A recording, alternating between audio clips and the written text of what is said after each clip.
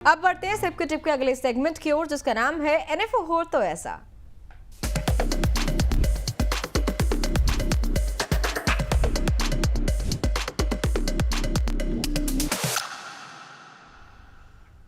तो देश की दिग्गज asset management company HDFC mutual fund ने अपना एक और फंड लॉन्च कर दिया है और इस न्यू फंड का नाम है HDFC Nifty auto index fund. और आप देख सकते हैं क्या कुछ इसकी की डिटेल्स हैं।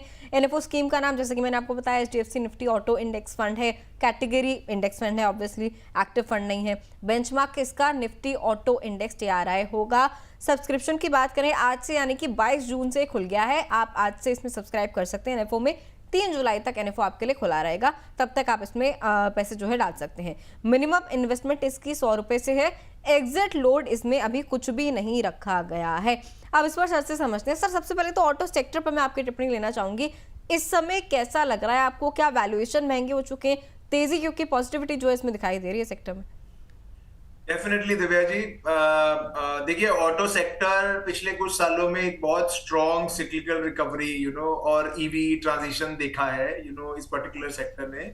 सो वैल्यूएशन तो डेफिनेटली कुछ प्रीमियम पे आ गई है इस पर्टिकुलर सेक्टर की। लेकिन लॉन्ग टर्म में प्रीमियम सेगमेंट कार्स की बढ़ती डिमांड, अगर मैं रूरल इकोनॉमी की रिकवरी देखूंगा तो और एक्सपोर्ट पोटेंशियल की वजह सारी चीजों को अगर मैं कंसिडरेशन देता हूं तो ये डेफिनेटली एक अच्छा वक्त है ऑटो सेक्टर में आने का। लेकिन उसके साथ साथ एक कैवियट भी है कि कंसिडरिंग डेफिशिएंट मॉनसून की न्यूज स्प्रेड हो रही है और हो सकता है कि हमें यहाँ पे चैलेंज फेस करना पड़े, तो ऑटो सेक्टर या रूरल इकोनॉमी का जो इम्पैक्ट आएगा वो डायरेक्टली ऑटो सेक्टर पे आएगा।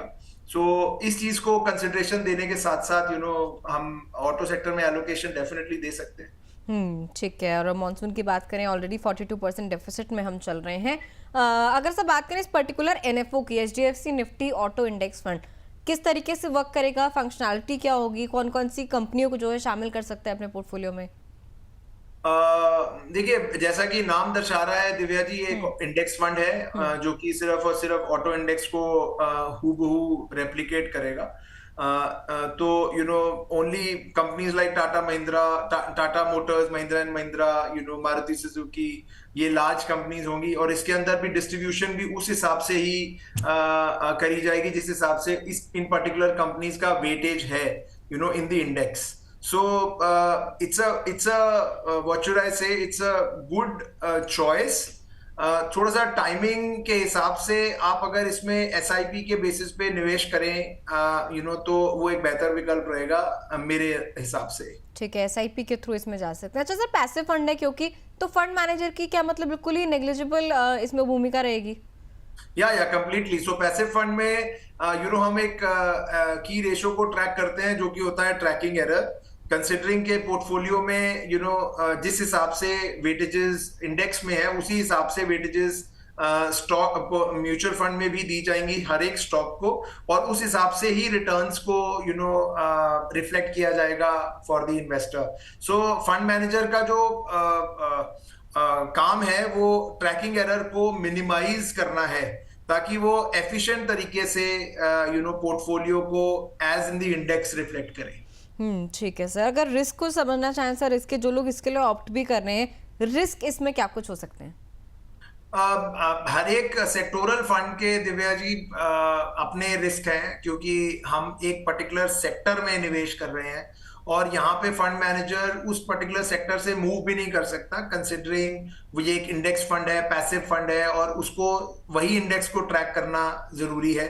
अगर हम यही निवेश को फ्लेक्सी कैप में होल्ड करें और let's say overweight auto index हो जाए या ऑटो सेक्टर हो जाए तो फंड मैनेजर के पास हमेशा वो चॉइस रहती है कि वो ऑटो इंडेक्स से अगर सिचुएशन डिमांड करती है तो निकाल के वो किसी और सेक्टर में रोटेट कर सकता है। वेराज यहाँ पे एक सेक्टोरल रिस्क हम रन करेंगे, कॉन्सेंट्रेशंस बन जाएंगी पोर्टफोलियो में। अगर आप ज्यादा निवेश इस पर्टिकुलर इंडेक्स फंड में डाल देते हैं तो आपके ओवरऑल पोर्टफोलियो की कॉन्सेंट्रेशन जो एक तरफ हो जाएंगी, हो सकता है कि वो आपको काफी एक्टिवली पे भी कर जाए, हो सकता है वो आपके पोर्टफोलियो को पुल डाउन करे।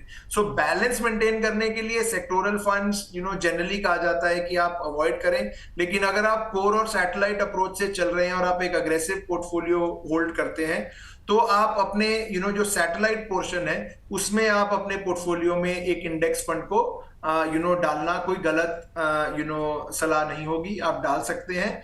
The only thing is remain very vigilant. अगर आपको कहीं पे कोई मूवमेंट नेगेटिव नजर आती है तो आप इमीडिएटली कॉल लेके एग्जिट करें।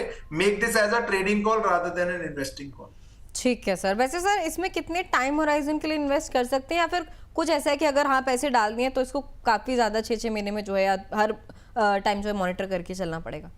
डेफिनेटली इसको दिव्या जी एक्टिवली मॉनिटर करने की जरूरत रहती है किसी भी इंडेक्स फंड को, not this particular fund. So index नहीं, सेक्टोरल फंड को मैं कहना चाहता हूं कि आप एक्टिवली उसको ट्रैक करें। आप देखें कि मार्केट के हिसाब से क्या उस पर्टिकुलर सेक्टर की डिमांड में तेजी है या कमी है या मंदी है।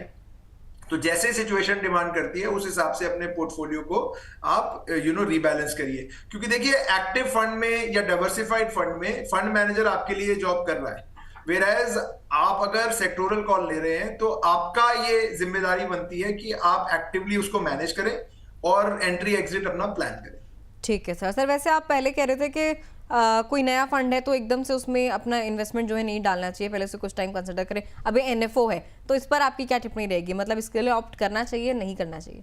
देखिए यहाँ पे एनएफओ से ज्यादा, क्योंकि ये एक इंडेक्स फंड है तो इसमें हमारी जो इवैल्यूएशन है वो डिफरेंट तरीके से है। हम यहाँ पे ये डिसीजन लेंगे कि क्या हमें ऑटो इंडेक्स में पैसा डालना इस समय डालना चाहिए या नहीं डालना चाहिए।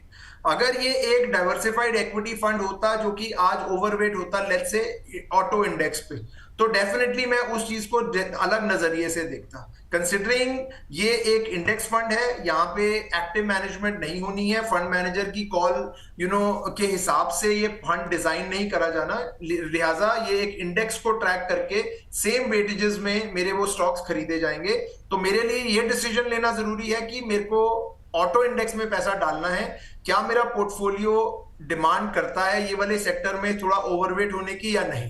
सो इसलिए ये एनएफओ में अगर कोई निवेशक ऑटो इंडेक्स में ज्यादा पैसा डालना चाह रहा है या ऑटो सेक्टर में ज्यादा पैसा डालना चाह रहा है तो ये एक अच्छा विकल्प है उसके लिए। ठीक है सर। आप किसी दबाव में तो ये बात नहीं बोल रहे, क्योंकि मैंने पहले कह दिया था कि अब एनएफओ पे जब मैं पूछूंगी तब आप ऐसे मत बोलिएगा। नहीं देखिए ये एक एडवाइजर के लिए या म्यूचुअल फंड डिस्ट्रीब्यूटर के लिए ये being most unbiased is the requirement. So that's why किसी दबाव में नहीं हूं मैं। चलिए ठीक है। तो ये राय जो है हमारे एनएफओ पर निकल कर आती हुई समय